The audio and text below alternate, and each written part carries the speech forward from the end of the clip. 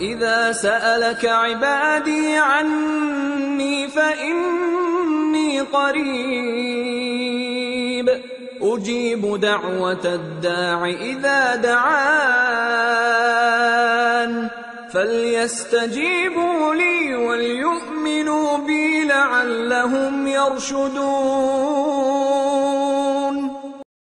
وَقَالَ رَبُّكُمُ ادْعُونِي أَسْتَجِبْ لَكُمْ إِنَّ الَّذِينَ يَسْتَكْبِرُونَ عَنْ عِبَادَتِي سَيَدْخُلُونَ جَهَنَّمَ دَاخِرِينَ. بسم الله الرحمن الرحيم. الحمد لله رب العالمين، والصلاة والسلام على أشرف المرسلين وعلى آله وصحبه أجمعين، أما بعد. وقد قال الله تبارك وتعالى بعد أعوذ بالله من الشيطان الرجيم. بسم الله الرحمن الرحيم. وإذا سألك عبادي عني فإني قريب أجيب دعوة الداعي إذا دعان. صدق الله العلي العظيم. கண்ணியத்திற்கும் மரியாதைக்கும் உரிய அன்பான இஸ்லாமிய சகோதரர்களே, பெரியார்களே, தாய்மார்களே, அல்லாஹ் சுப்ஹானஹு வ தஆலா இந்த உலகத்தில் வாழக்கூடிய மனிதர்களுடைய தேவைகளை பூர்த்தி செய்து கொள்வதற்கு பல வகையான வழிமுறைகளை அல்லாஹ் உலகத்தில் ஆக்கி வைத்திருக்கிறான். அதில் ஒன்றுதான் அஸ்பாபுகளை கொண்டும் அல்லாஹ் சுப்ஹானஹு வ தஆலா மனிதனுடைய தேவைகளை பூர்த்தி செய்கிறான். இதே போன்றே வணக்க வழிபாடுகளையும் அல்லாஹ் சுப்ஹானஹு வ தஆலா அஸ்பாபுகளாகவே ஆக்கி வைத்திருக்கிறான். வணக்க வழிபாடுகளை கொண்டும் மனிதன் எப்படி தன்னுடைய தேவைகளை உலகத்தில் இருக்கக்கூடிய பொருட்களை கொண்டும் உலகத்தில் இருக்கக்கூடிய விடயங்களை கொண்டு எப்படி தன்னுடைய தேவையை பூர்த்தி செய்து கொள்கிறானோ, இதே போன்ற வணக்க வழிபாடுகளை கொண்டும் அல்லாஹ்விடத்தில் அல்லாஹ்வை வணங்குவதை கொண்டும் மனிதன் தன்னுடைய தேவைகளை பூர்த்தி செய்து கொள்ள முடியும் என்று சொல்லக்கூடிய உண்மையை நாங்கள் அறிந்திருக்கிறோம். அதனால்தான் ஒவ்வொரு அமலுடைய சிறப்புகளையும் ஃபதாயில்களையும் சொல்லக்கூடிய சந்தர்ப்பத்தில் உலகத்தில் முதலாவது துனியாவை பற்றி வாக்குறுதி வழங்கப்பட்டிருக்கிறது. தொழுகையை பற்றி பேசக்கூடிய சந்தர்ப்பத்தில் தொழுங்கள், உணவில் ரிஸ்கில் விஸ்தீர்ணம் கிடைக்கும், இன்னும் தொழுங்கள், நாங்கள் உங்களுக்கு ரிஸ்க் அளிக்கிறோம் என்று சொல்லக்கூடிய திருவசனம் மிக அழகாக எங்களுக்கு சான்று வந்து கொண்டிருக்கிறது. ஹஜ்ஜை பற்றி சொல்லக்கூடிய சந்தர்ப்பத்தில் யார் ஹஜ்ஜு செய்வாரோ அவர்களை வறுமை என்று சொல்லக்கூடிய ஒன்று தொட்டுவிட மாட்டாது.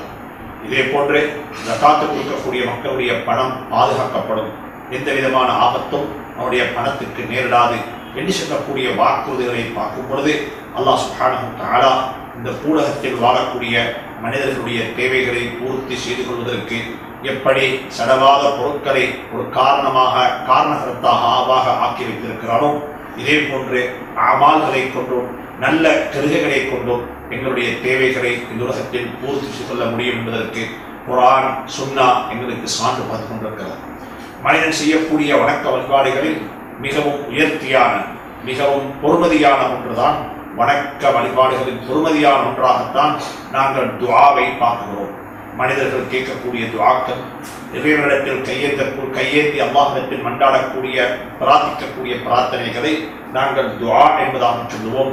இந்த துஆக்களை பொறுத்தவரையில் அல்லாஹ் சுப்ஹானஹு வ தஆலா குர்ஆனுடைய பல திருவசனங்களின் மூலமாக என்னிடத்தில் கேளுங்கள், நான் கேட்கக்கூடியவர்களுக்கு பதில் சொல்வதற்கு காத்துக் கொண்டிருக்கிறேன், என்னை அழைத்தவர்களுக்கு நான் இப்படியெல்லாம் பதிலளித்திருக்கிறேன் என்று சொல்லக்கூடிய சம்பவங்களை எல்லாம் குர்ஆனில் எங்களுக்கு அல்லாஹ் சொல்லிக் கொண்டிருக்கிறான்.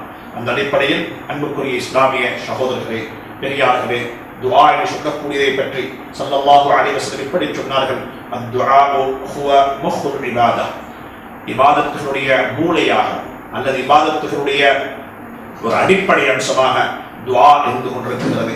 துஆ என்று சொல்லக்கூடியது அது இபாதத்து தான் என்று சொல்லக்கூடிய இன்னும் ஒரு ஹதீஸும் எங்களுக்கு இதை சான்று வந்து கொண்டிருக்கிறது. அத்துஆஉ ஹுவ முஹ்ல் இபாதா. இபாதத்து துஆ என்று சொல்லக்கூடியது வணக்க வழிபாடுகளின் மூளை, அதாவது அவருடைய அடிப்படையான பொருள் என்று சொல்லக்கூடிய கருத்தை ஸல்லல்லாஹு அலைஹி வஸல்லம் எங்களுக்கு சொல்லி தந்திருக்கிறார்கள். இன்னும் இடத்தில் அல்லாஹ் சொல்லுகிறான், வகால ரப்புக்கும், உங்களுடைய அல்லாஹ் சொல்லுகிறான், உதுஊனி, என்னை நீங்கள் அழையுங்கள், என்னை நீங்கள் கூப்பிடுங்கள், என்னிடத்தில் நீங்கள் பிரார்த்தனை செய்யுங்கள், அஸ்தஜிப் லக்கும், நான் உங்களுக்கு பதில் சொல்லுகிறேன், நான் உங்களுடைய கேள்விக்குரிய பதிலை நான் தருகிறேன்.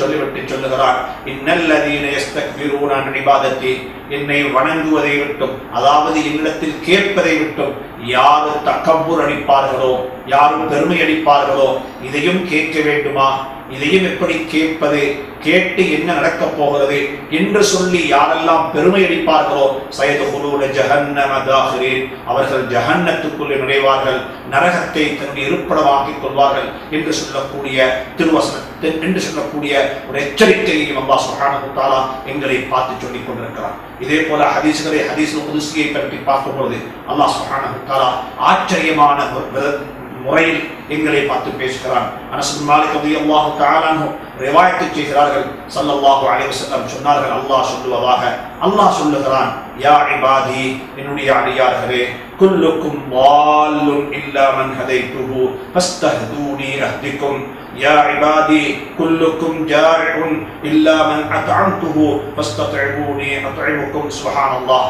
அல்லாஹ் சொல்லிக்கொண்டே போகிறான், என்னுடைய அடியார்களே, உலகத்தில் வாழக்கூடிய அனைத்து மனிதர்களும் வழிகேட்டில் தான் வாழ்ந்து கொண்டிருக்கிறார்கள். யாருக்கெல்லாம் நான் ஹிதாயத்தை, நேர்வழியை கொடுத்து விட்டேனோ அவர்களை தவிர. எனவே நீங்கள் என்னிடத்தில் நேர்வழியை கேளுங்கள், நான் உங்களுக்கு நேர்வழியை தருகிறேன், உங்களுக்கு நேர்வழி காட்டுகிறேன். இதனால் தான் ஒவ்வொரு தொழுகையிலும் அல்லாஹ்விடத்தில் கேட்கிறோம், இஹ்தினஸ் ஸிராத்தல் முஸ்தகீம், யா அல்லாஹ் நேரான பாதையை காட்டுவாயாக. அடுத்ததாக சொல்லுகிறான், அடியார்களே, என்னுடைய அடியார்களே, குல்லுக்கும் ஜாஇஉன், உலகத்திலே இருக்கக்கூடிய எல்லா மனிதர்களும் பசியில்தான் வாடிக்கொண்டிருக்கிறார்கள், பசி பிடித்த நிலையில தான் வாழ்ந்து கொண்டிருக்கிறார்கள். நான் யாருக்கெல்லாம் உணவளித்து விட்டேனோ அவர்களை தவிர. எனவே என்னிடத்தில் உணவு கேளுங்கள், நான் உங்களுக்கு உணவு தர காத்திருக்கிறேன். ஹலாலான உணவை அல்லாஹ்விடத்தில் கேட்போம், ஹலாலான உணவுக்காக வேண்டி அல்லாஹ்விடத்தில் மன்றாடுவோம். அல்லாஹும்ம ஃபினி பிஹலாலிக அன் ஹராமிக் வஅக்னினி பிஃضلிக அல்லாஹும்ம அம்மன் சிவாக். யா அல்லாஹ், ஹலாலை கொண்டு போதுமாக்கி விடுவாயாக, ஹராத்தின் பக்கம் தேவையில்லவனாக ஆக்கி விடாதே. உன்னை கொண்டு எங்களுடைய தேவைகளை பூர்த்தியாக்குவாயாக, பிறரின் பக்கம் தேவை காணக்கூடிய சந்தர்ப்பத்தை உருவாக்கி தந்து விடாதே. எங்களுடைய ரிஸ்க்குக்கும் உனக்கு இடையில் மூணாவது ஒரு நபரை, மூணாவது ஒரு மனிதனை ஒரு சம்பந்தமாக ஆக்கி விடாதே. அல்லாஹும்ம லா தஜ்அல் பைனனா வ பைன அர்ஸாகினா அஹதன் சிவாக்.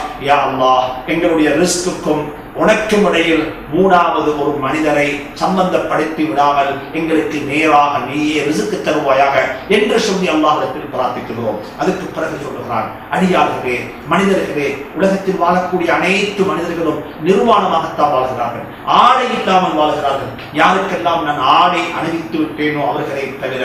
எனவே என்னிடத்தில் கேளுங்கள், நீங்கள் ஆடையை, நான் உங்களுக்கு ஆடை அணிவிக்குகிறேன், அதற்குரிய வசதியை நான் தருகிறேன், ஆடையை உங்களுக்கு நான் தருகிறேன் என்று சொல்லிவிட்டதா சொல்லுகிறான்.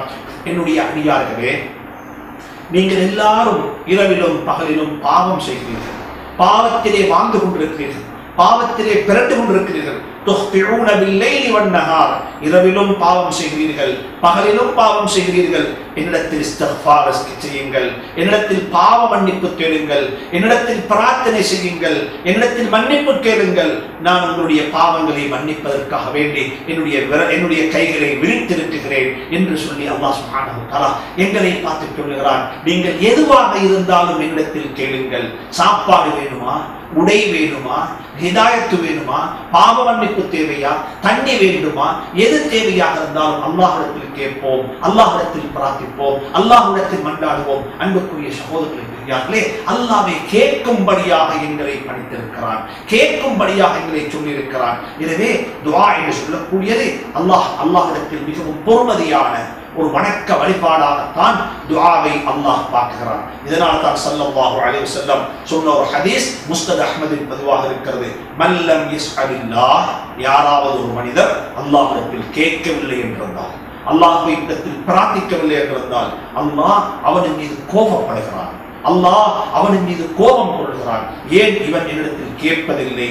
இதே போலத்தான் பல ஹதீஸ்களில், பல வகையான ரிவாயத்துகளில் துஆ கேளுங்கள், அல்லாஹ்விடத்தில் மன்றாடுங்கள். அல்லாஹ்வுக்கு முன்னால் நீங்கள் மன்றாடி கேட்கக்கூடிய பழக்கத்தை உருவாக்கிக் கொள்ளுங்கள் என்று சொல்லிக் கொண்டு அல்லாஹ் சுப்ஹானஹு வ தஆலா குர்ஆனுடைய பல ஆயத்துகளின் மூலமாக, ஹதீஸ்களின் மூலமாக ஸல்லல்லாஹு அலைஹி வஸல்லம் எங்களுக்கு உற்சாகமூட்டி இருக்கிறார்கள். அந்த அடிப்படையில் எனவே அன்புக்குரிய சகோதரர்களே, பெரியார்களே, துஆ கேட்கக்கூடிய சந்தர்ப்பத்தில் நாம் எப்படிப்பட்ட நடைமுறைகளை கடைபிடிக்க வேண்டும், துஆவில் கடைபிடிக்க வேண்டிய அடிப்படையான உசூல்கள் என்ன என்று சொல்லக்கூடிய விடயத்தை பற்றி பார்க்கக்கூடிய சந்தர்ப்பத்தில் எங்களுடைய துஆவுக்கு முன்னால் நாங்கள் செய்ய வேண்டிய அதிகமான கடமைப்பாடுகள் எங்களுக்கு இருந்து கொண்டிருக்கிறது. உதாரணமாக வைத்துக் கொள்ளுங்கள், இந்த சந்தர்ப்பத்தில் லட்சக்கணக்கான ஹாஜிகள், லட்சக்கணக்கான மக்கள், பல நாடுகளை சார்ந்தவர்கள், பல தேசங்களை சார்ந்தவர்கள் காபத்துல்லாவை வலம் வந்து கொண்டிருக்கிறார்கள், சபா மருவாவிலே ஓடிக்கொண்டிருக்கிறார்கள், ஜம்சமை குடித்துக் கொண்டிருக்கிறார்கள். அன்புக்குரிய சங்கையான சகோதரர்களே, பெரியார்களே,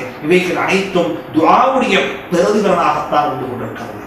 யாரோ ஒருவர் கேட்ட துஆவுடைய பிரதிபலனாகத்தான் ஜம்சமும் கிடைத்தது, சஃபா மர்வாவும் கிடைத்தது, ஹஜர் இஸ்மாயிலும் கிடைத்தது, முல்தஸிமும் கிடைத்தது, காபா ஆலயத்தை வலம் வரக்கூடிய பாக்கியமும் கிடைத்தது, உதுஹியா கொடுக்கக்கூடிய சந்தர்ப்பமும் கிடைத்தது.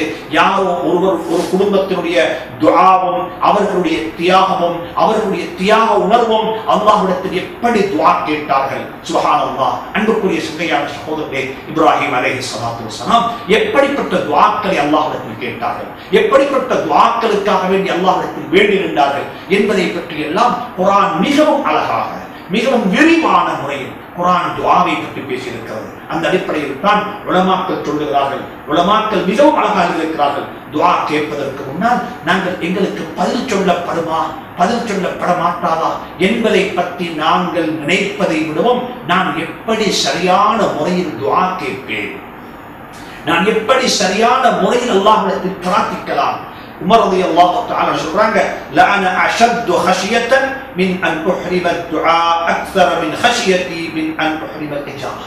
என்னுடைய துஆவுக்கு பதில் சொல்லப்பட மாட்டாது என்பதை பற்றி நினைத்து நான் கவலைப்படுவதை விடவும், பயப்படுவதை விடவும், நான் எனக்கு துஆ கேட்கக்கூடிய சந்தர்ப்பம் இல்லாமல் போய்விடுமோ என்பதை நினைத்து கவலைப்படக்கூடிய, பயப்படக்கூடிய கட்டம் எனக்கு அதிகம் என்பதாக உமர் ரலியல்லாஹு தஆலா அவர்கள் சுட்டிக்காட்டுகிறார்கள். எனவே அன்பான சங்கையான பெரியார்களே, சகோதரர்களே, தாய்மார்களே, வாழ்க்கையில் இருக்கக்கூடிய அத்துணை விடயங்களுக்கும், அது எந்த ஒரு பிரச்சனையாக இருந்தாலும் சரி, எந்த ஒரு நெருக்கடியாக இருந்தாலும் சரி, நெருக்கடிகளுக்கெல்லாம் இஸ்திக்ஃபாரை கொண்டும், நெருக்கடிகளுக்கெல்லாம் துஆவை கொண்டும் அல்லாஹ்விடத்தில் மன்றாடுவோம், அல்லாஹ்விடத்தில் பிரார்த்திப்போம், அல்லாஹ்விடத்தில் கேட்போம். நிலைமைகளை அல்லாஹ் சீராக்கி தருவான், சந்தர்ப்பங்கள் நிலைமைகளை அல்லாஹ் சாதகமானதாக ஆக்கி தருவான். அல்லாஹ்வுக்கு முடியும் கஷ்டத்திலிருந்து லேசை கொண்டு வருவதற்கு, அல்லாஹ்வுக்கு முடியும் கவலையிலிருந்து சந்தோஷத்தை கொண்டு வருவதற்கு, அல்லாஹ்வுக்கு முடியும் பிரச்சனையிலிருந்து லேசை கொண்டு வருவதற்கு.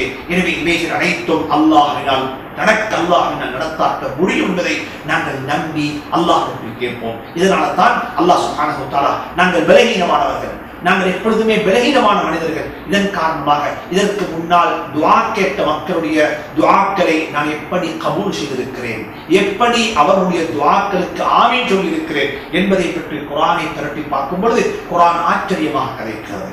நூஹ் அலைஹிஸ்ஸலாத்து வஸ்ஸலாம் அல்லாஹ்விடத்தில் துஆ கேட்கிறார்கள், இன்னி மக்லூபுன் ஃபந்தஸிர், இன்னி மக்லூபுன் ஃபந்தஸிர். யா அல்லாஹ், என்னுடைய கூட்டம் என்னை மிகைத்து விட்டார்கள், நான் தாழ்த்தப்பட்டு விட்டேன், என்னுடைய கூட்டத்தினுடைய கை ஓங்கி விட்டது, நான் இவ்வளவு காலம் தாவத்து கொடுத்தேன், இவ்வளவு காலம் மக்களை அழைத்தேன், எனக்கு இவர்கள் பதில் சொல்லவில்லை, என்னை இவர்கள் நபியாக ஏற்றுக்கொள்ளவில்லை, எனவே எனக்கு நீ உதவி செய்வாயாக என்று சொல்லி துஆ கேட்கிறார்கள். அல்லாஹ் அதை சொல்லிவிட்டு சொல்லுகிறான், அடுத்த ஆயத்தில் சொல்லுகிறான், ஃபஃபதஹ்னா அப்வாபஸ் ஸமாஇ பிமாஇன் முன்ஹமிர் وفجرنا الارض عيونا فالتقى الماء على امر قد قدر. سبحان الله.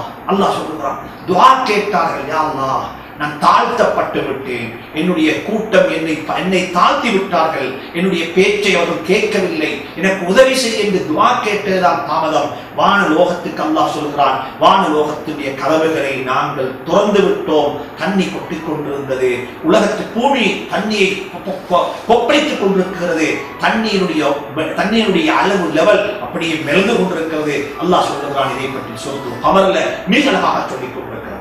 இதே போலத்தான் சையதுனா ஜக்கரியா அலைஹிஸ்ஸலாத்து வஸ்ஸலாம், இன்று அநேகமான மக்களுக்கு இந்த பிரச்சனை இருக்கலாம், குழந்தை பாக்கியம் இல்லை, குழந்தை பாக்கியத்தை அல்லாஹ் தரவில்லை, அல்லது குழந்தை பாக்கியம் இல்லாமல் கஷ்டப்பட்டுக் கொண்டிருக்கிறோம், லட்சக்கணக்கான ரூபாக்களை இதற்காக செலவிட்டுக் கொண்டிருக்கிறோம். இந்த சந்தர்ப்பத்தில் நாங்கள் எப்படி நடந்து கொள்ள வேண்டும்? ஜக்கரியா அலைஹிஸ்ஸலாத்து வஸலாம் துஆ கேட்டார்கள். அல்லாஹ்விடத்தில் சொல்லுகிறார்கள், قاف ها يا عين صاد ذكر رحمة ربك عبده زكريا إذ نادى ربه نداء خفيا. அல்லாஹ்விடத்தில் ஒரு கட்டத்தில் அப்படி கேட்கிறார்கள். இன்னும் ஒரு கட்டத்தில் ரப்பி லா ததர்னி ஃபர்தன் வ அன்த கைருல் வாரிஸின். இன்னொருடத்தில் எப்படியான முறையில் பல வகையான கட்டங்களில் தன்னுடைய நிலையை நினைத்து அல்லாஹ்விடத்தில் துஆ கேட்கிறார்கள். சுப்ஹானல்லாஹ். அன்புக்குரிய தங்கையான தாய்மார்களே, சகோதரிகளே, பெரியார்களே, இந்த நிலை எனக்கும் இருக்கலாம், இந்த நிலை உங்களுக்கும் இருக்கலாம். குழந்தை பாக்கியமற்ற மக்களாக உலகத்திலே எத்தனையோ லட்சக்கணக்கான மக்கள் வாழ்ந்து கொண்டிருக்கிறார்கள். அந்த மக்களுக்கெல்லாம் அல்லாஹ் குர்ஆனில் புத்து சொல்லுகிறான். அல்லாஹ் குர்ஆனில் புத்து சொல்லுகிறான். நீங்கள் எப்படி துஆ கேட்க வேண்டும் தெரியுமா? ஜக்கரியா அலைஹிஸ்ஸலாத்து வஸலாம் சொல்லுகிறார்கள், முடியெல்லாம் நரைத்து விட்டது, எலும்பெல்லாம் தெரித்து விட்டது.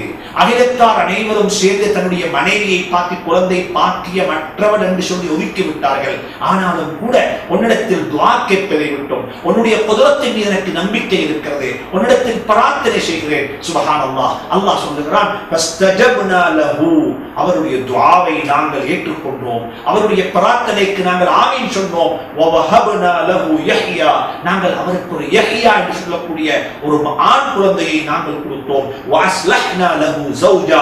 அவருடைய மனைவியையும், அந்த தள்ளாடக்கூடிய வயதில் வாழ்ந்து கொண்டிருந்த அந்த மனைவியையும் நான் அந்த குழந்தைகளை பராமரிக்கக்கூடிய இணக்கப்பாடுள்ள ஒரு பெண்ணாக ஆக்கிவிட்டேன் என்று சொல்லி குர்ஆன் சொல்லிக் கொண்டிருக்கிறது. அன்புக்குரிய இஸ்லாமிய சகோதரர்களே, அன்பான தாய்மார்களே, நம்பிக்கை என்று சொல்லக்கூடிய ஒன்றை மனதில் பதிய வைத்துக் கொண்டு அல்லாஹ்விடத்தில் கேட்போம் என்றிருந்தால் அல்லாஹ்வுக்கு எதுவுமே தூரமான காரியம் அல்ல. இப்ராஹிம் அலைஹிஸ்ஸலாத்து வஸலாம் ஆரம்ப கட்டத்தில் குழந்தை பாக்கியமற்றவர்களாக இருந்தார்கள். குழந்தை பாக்கியம் அவர்களுக்கு தாமதமாகிக் கொண்டிருந்தது. அல்லாஹ்விடத்தில் துஆ கேட்கிறார்கள், ரப்பி ஹப்லி மினஸ் ஸாலிஹீன், ரப்பி ஹப்லி மினஸ் ஸாலிஹீன். யா அல்லாஹ், எனக்கு சாலிஹான குழந்தையை தந்தருள்வாயாக. அது ஆணாக இருக்கலாம், அது பெண்ணாக இருக்கலாம், அது கருப்பாக இருக்கலாம், அது வெள்ளையாக இருக்கலாம். அதை பற்றி எனக்கு பிரச்சனை அல்ல. எனக்கு கிடைக்கக்கூடிய, எனக்கு நீ தரக்கூடிய குழந்தை சாலிஹான குழந்தையாக இருக்க வேண்டும். அந்த குழந்தையின் ஊடாக எனக்கு கண்குளிர்ச்சி கிடைக்க வேண்டும். ரப்பனா ஹப்லனா மின் அஸ்வாஜினா வ ஸுர்ரியாத்தினா குர்ரத அயுனின். யா அல்லாஹ், எங்களுடைய கணவன் மனைவிமாரை கொண்டு, கணவனை கொண்டு மனைவியை கொண்டும், மனைவி துஆ கேட்கும் பொழுது அது கணவனாக இருக்கும், கணவன் துஆ கேட்கும் பொழுது மனைவியாக இருக்கும். யா அல்லாஹ், என்னுடைய கணவனை கொண்டு அல்லது என்னுடைய மனைவியை கொண்டும் என்னுடைய குழந்தைகளை கொண்டும் எனக்கு கண் குளிர்ச்சியை நசீபாக்குவாயாக. எனக்கு இந்த உலகத்தில் கண் குளிர்ச்சியையும் நாளை கியாமத்துடைய நாளையில் அந்த சந்ததியில் பிறக்கக்கூடிய இமாம்களுக்கு, அந்த சந்ததியில் பிறக்கக்கூடிய தோன்றக்கூடிய முத்தகீன்களுக்கு என்னை நீ இமாமாக ஆக்கி வைப்பாயாக. அன்புக்குரிய சகோதரர்களே, பெரியார்களே, இப்படியாக அல்லாஹ் சுப்ஹானஹு வ தஆலா குர்ஆனில் பல கட்டங்களில் பல வகையான விடயங்களை சுட்டிக்காட்டுகிறார். ஹஜ்ரத் சுலைமான் அலைஹிஸ்ஸலாத்து வஸலாம் அவர்கள் அல்லாஹ்விடத்தில் துஆ கேட்டார்கள். ஆச்சரியமான துஆ கேட்டார்கள். அல்லாஹ்விடத்தில் இதையும் கேட்டு வாங்கினார்கள். ரப்பிஃபிர்லி, யா அல்லாஹ், என்னுடைய பாவங்களை மன்னிப்பாயாக. வஹப்லி முல்கன், எனக்கு ஒரு ஆட்சியை தருவாயாக. நான் ஆட்சி செய்ய வேண்டும், நான் ஒரு அரசனாக இருக்க வேண்டும். வஹப்லி முல்கன், எனக்கு ஒரு அதிகாரத்தை தருவாயாக. எப்படிப்பட்ட அதிகாரம் என்று சொன்னால், எனக்கு பிறகு இப்படிப்பட்ட அதிகாரம் உலகத்தில் யாருக்குமே கொடுக்கப்படக்கூடாது. லா யம்பகி லிஅஹதின் மின் பஅதி, எனக்கு பிறகு இப்படிப்பட்ட ஒரு அதிகாரம் யாருக்குமே வழங்கப்படக்கூடாது. அப்படிப்பட்ட அதிகாரத்தை தருவாயாக என்று துஆ கேட்டார்கள். சுப்ஹானல்லாஹ். அல்லாஹ் சுப்ஹானஹு வ தஆலா இந்த ஹை டெக் யுகத்தில் எந்தெந்த விடயங்களை நாங்கள் நொடிப்பொழுதில், வினாடியில் அல்ல நொடிப்பொழுதில் கண் இமைகளை பொத்தி திறப்பதற்கு முன்னால் உலகத்தில் டாக்குமெண்ட்களை டிரான்ஸ்ஃபர் பண்ணிக் கொள்கிறோம். இப்படிப்பட்ட இந்த யுகத்தில் நாங்கள் எதை அனுபவிக்கிறோமோ அதை விடவும் பவர்ஃபுல்லான, அதை விடவும் நொடிப்பொழுதில் சில விடயங்களை அடைந்து கொள்ளக்கூடிய சக்தியை மட்டுமல்ல, உலகத்தில் இருக்கக்கூடிய மனித கொடிகளை மட்டுமல்ல, பொந்துகளில் இருக்கக்கூடிய பாம்புகளை மட்டுமல்ல, எறும்புகளை கூட சுலைமான் அலைஹிஸ்ஸலாத்து வஸலாம் அவர்கள் நிர்வாகம் செய்தார்கள், அவர்கள் நிர்வகித்தார்கள். அல்லாஹ் சுப்ஹானஹு வ தஆலா அவர்களுக்கு உலகத்தில் இருக்கக்கூடிய அனைத்து ஜீவராசிகளுடைய பாசைகளை விளங்கக்கூடிய, அவைகளுடன் பேசக்கூடிய ஆற்றலை அல்லாஹ் கொடுத்திருந்தார். இவைகளை பற்றி எல்லாம் குர்ஆன் கதைத்திருக்கிறது. ஆனால் அன்புக்குரிய சகோதரர்களே, இப்ராஹிம் அலைஹிஸ்ஸலாத்து வஸலாம் காபத்துல்லாவிலே தன்னுடைய மனைவியை விட்டு துஆ கேட்டார்கள். அந்த துஆவுக்கு பதில் சொல்லித்தான் இன்று லட்சக்கணக்கான ஹாஜிகள் அங்கே ஒன்று சேர்ந்திருக்கிறார்கள். வஜஅல் அஃஇதத்தம் மினன் நாஸி தஹ்வி இலைஹிம், அல்லாஹ்விடத்தில் பிரார்த்திக்கிறார்கள், யா அல்லாஹ் என்னுடைய உம்மத்து, என்னுடைய கணவர், என்னுடைய மனைவி, என்னுடைய குழந்தை தனியே இங்கே இருக்கிறாங்க, யா அல்லாஹ் இவர்களுடைய தனிமையை போக்குவதற்காக வேண்டி மனித கோடிகள் இருந்து ஒரு சில மக்களை இங்கே அனுப்பி வைப்பாயாக என்று துஆ கேட்டார்கள்.